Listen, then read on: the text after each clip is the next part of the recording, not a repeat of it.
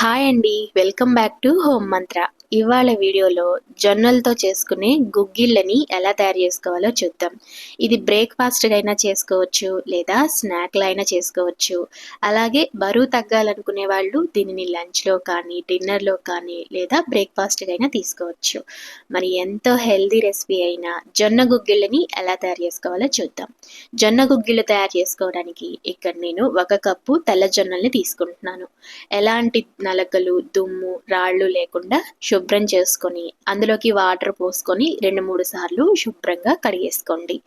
ఇలా జొన్నల్ని శుభ్రంగా కడుక్కున్న తర్వాత ఇందులోకి తగినంత వాటర్ పోసుకొని కనీసం 8-10 గంటలు ఖచ్చితంగా నానబెట్టుకోవాలి. ఇలా నానబెట్టుకున్న జొన్నలు చూడండి, జొన్నలు నానిన తర్వాత డబల్ సైజ్ అయితే ఏమీ అవ్వలేదు, ఇలానే ఉన్నాయి. ఇవి నేను 10 గంటలు నానబెట్టాను. ఇప్పుడు ఇలా నానబెట్టుకున్న జొన్నల్ని ఒక కుక్కర్ గిన్నె తీసుకొని అందులోకి వేసుకోవాలి.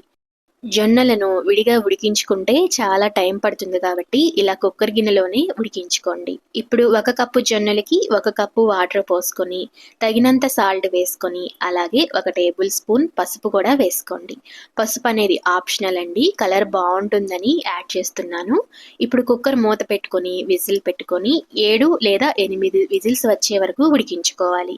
జొన్నలని బాగా మెత్తగా ఉడికించుకోవాలి, లేదంటే తినేటప్పుడు మనకి పలుకుగా తగులుతూ ఉంటాయి. కాబట్టి ఎంత వీలైతే అంత మెత్తగా జొన్నల్ని ఉడికించుకోవాలి. ఒకవేళ మీకు ఇంకా సరిగా ఉడకలేదనుకుంటే కుక్కర్ మూత పెట్టుకొని ఇంకొక 2-3 విజిల్స్ వచ్చే వరకు ఉడికించుకోండి. చూడండి, ఇక్కడైతే ఇలా మెత్తగా జొన్నల్ని ఉడికించుకోవాలి.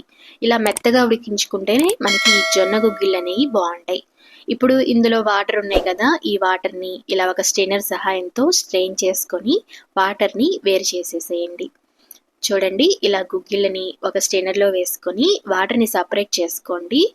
ఇలా గుగ్గిళ్ళని వేరుగా పక్కన పెట్టుకోండి. ఈ వాటర్ ఏమీ వేస్ట్ చేయాల్సిన అవసరం లేదండి. ఈ వాటర్ని మనం పప్పులో లేదా చపాతీ పిండి కలిపేటప్పుడు యూస్ చేసుకోవచ్చు. ఇప్పుడు వీటిని పక్కన పెట్టుకొని తాలింపు పెట్టుకోవడానికి స్టవ్ మీద ఒక ప్యాన్ పెట్టుకొని అందులోకి 2 టేబుల్ స్పూన్స్ నెయ్యి అలాగే 1 టేబుల్ స్పూన్ ఆయిల్ వేసుకోండి. ఇలా నెయ్యి, ఆయిల్ 2 వేసుకుంటే రుచి అనేది బాగుంటుంది. ఇందులోకి తాలింపు గింజల్ని వేసుకొని బాగా ఎర్రగా వేగే వరకు వేయించుకోవాలి. ఇవి బాగా ఎర్రగా వేగిన తర్వాత అందులోకి 1 పచ్చిమిర్చిని ఇలా చీలికలుగా కట్ చేసుకొని వేసుకోండి, లేదా ఎండుమిర్చి అయినా వేసుకోవచ్చు. అలాగే ఇందులోకి నేను 1 మీడియం సైజ్ క్యారెట్ని తురిమి యాడ్ చేస్తున్నాను.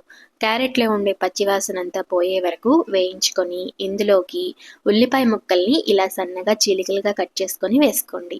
ఉల్లిపాయ ముక్కలు ఎంత ఎక్కువగా వేసుకుంటే రుచి అనేది అంత బాగుంటుంది, కాబట్టి కొంచెం ఎక్కువగానే వేసుకోండి. ఉల్లిపాయలు ఏమి బాగా ఫ్రై అవ్వాల్సిన అవసరం లేదండి, కొంచెం అందులో ఉండే పచ్చిదనం పోయే వరకు వేయించుకోండి. ఇప్పుడు ముందుగా ఉడికించుకున్న ఈ జొన్న గుగ్గిళ్ళని వేసుకొని అంతా బాగా కలిసేటట్టు కలుపుకోండి. ఒకవేళ మీకు ఉప్పు ఏదన్నా సరిపోలేదనుకుంటే ఇంకొంచెం యాడ్ చేసుకోండి. చివరగా కొత్తిమీర చల్లుకుంటే ఈ జొన్న గుగ్గిళ్ళు అయితే రెడీ అయిపోయినట్లే. మీకు ఇంకా రుచిగా కావాలనుకుంటే కొంచెం కారాన్ని అలాగే నిమ్మరసాన్ని యాడ్ చేసుకొని సర్వ్ చేసుకోండి. సాయంత్రం పూట వేడివేడిగా ఇలా జొన్న గుగ్గిళ్ళు చేసి పెట్టారంటే చిన్న పిల్లలు కూడా ఇష్టంగా తినేస్తారు. అయితే జొన్నలను వేసిన తర్వాత ఎక్కువగా వేయించకండి, గట్టిగా అయిపోతాయి. ఒకసారి కలిపేసుకొని స్టవ్ ఆఫ్ చేసుకోండి. మరి ఈ రెసిపీ మీకు నచ్చినట్లయితే లైక్ చేయండి, షేర్ చేయండి, మన ఛానల్ని తప్పకుండా సబ్స్క్రైబ్ చేసుకోండి. Thank you for watching.